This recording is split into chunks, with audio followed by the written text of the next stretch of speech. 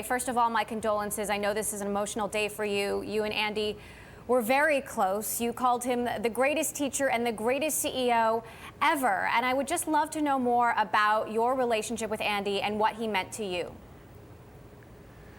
Well, it actually started with me reading his book, and it's an amazing thing in that, here's this guy who kind of came here literally as a refugee, and then built Intel, which was, in my era, the most important technology company in the world. And during that time, as him sitting as CEO, he wrote a book called High Output Management, which, a lot of CEOs write books, but no CEOs write books like that. CEOs write books about like how great they are or what an awesome company they built or something like that. And he wrote literally a manual on the right way to run a company that is still, I think, one of the best management books ever written.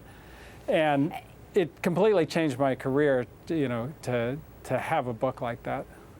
What are the most enduring messages of his management philosophy and that book to you? Everybody knows the famous quote, "Only the paranoid survive," but there was so much more to his style. I mean, he was known as both an inspiring, scary, and brutally exacting leader.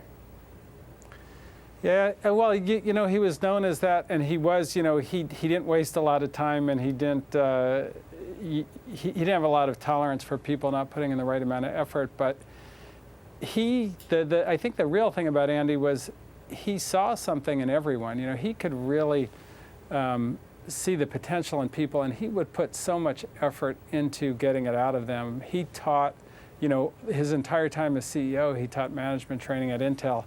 And then he put out the book for the rest of us. But, that book is so incredible in that it's not only my favorite management book, it's, like you go back, Steve Jobs, Larry Ellison, Bill Campbell, it's their favorite book. And then you go forward, Mark Zuckerberg, it's his favorite management book. And the reason is Andy actually dealt with the actual issues you have as a manager, as opposed to the easy things. He dealt with like the things that you didn't quite know how to do. So like everybody knows you shouldn't let people be late to meetings because it's a big waste of everybody's time. But nobody kind of, like it's the hard thing about that is like, what do you say to somebody who comes in late to a meeting? Like how do you actually deal with that super awkward moment? And Andy, like in his book, would explain to you like exactly the way to think about it, the steps to get yourself ready, how to deal with it and things like that. And it was just such an amazing gift that he took the time to do that for all of us. It's interesting because he reigned at Intel, through fits and starts. It wasn't always perfect. And I wonder, what do you think was so important about him when it comes to the history of Silicon Valley? How did he shape this place that we know today? Well, I think that not only did he build literally the foundational company, right, the microprocessor, and to get to the microprocessor, Intel was in the memory business for the first, I think, 13 years of its life, which is an eternity in tech. Usually that's it for you once you get to 13 years. And he faced incredibly brutal competition from the Japanese, including kind of, subsidies from the Japanese government to his competitors, which forced him to switch the business that late in its life to microprocessors, something that he foresaw might be a big market, but at the time was tiny. And Intel, and as a result, the U.S. ended up being both the center of the microprocessor market and also the center of the PC industry, which led us to be the center of the internet. So he kind of was a foundation for the U.S.'s leadership in technology. So that was a really big thing. But beyond that, he was also the cultural foundation of Silicon Valley in that his leadership in turning around once he achieved what he did and making sure that other people knew how to do it was unprecedented. And really nobody's done it as well since.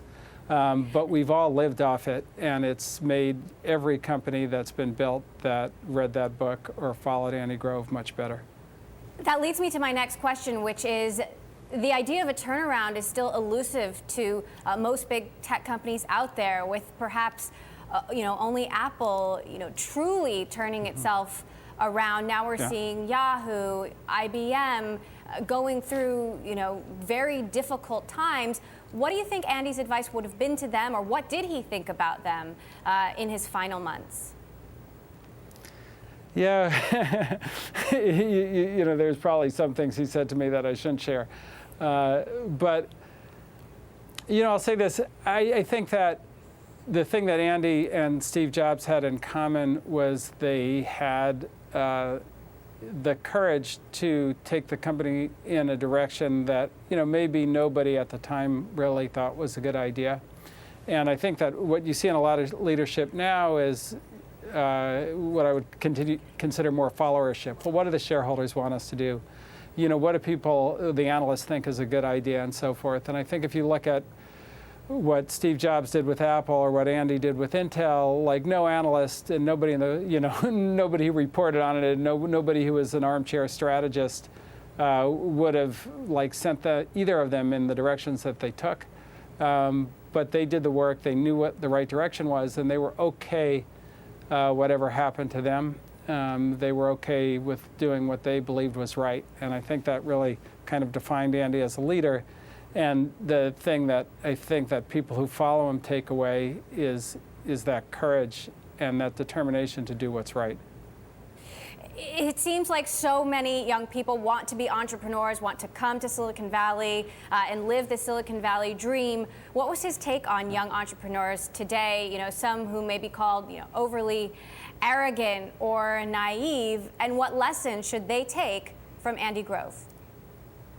Well, I think Andy really, you know, continued to believe in people, and even the young people considered arrogant. And you know, he spent time with a lot of the young CEOs, Drew Houston at Dropbox, Mark Zuckerberg at Facebook.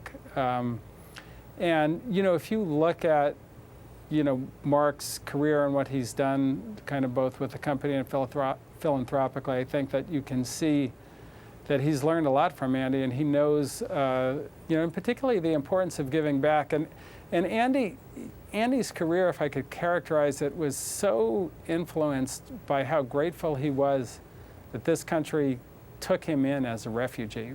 At 18 years old, you know, he had nothing. He came over on a boat, and, you know, he got a few dollars from us, and we let him be a citizen. And he never, ever stopped trying to repay that. And, you know, he paid it forward to all of us. And it's such an amazing thing. And like that level of gratitude and belief in humanity, I think, is what we all try to take from him.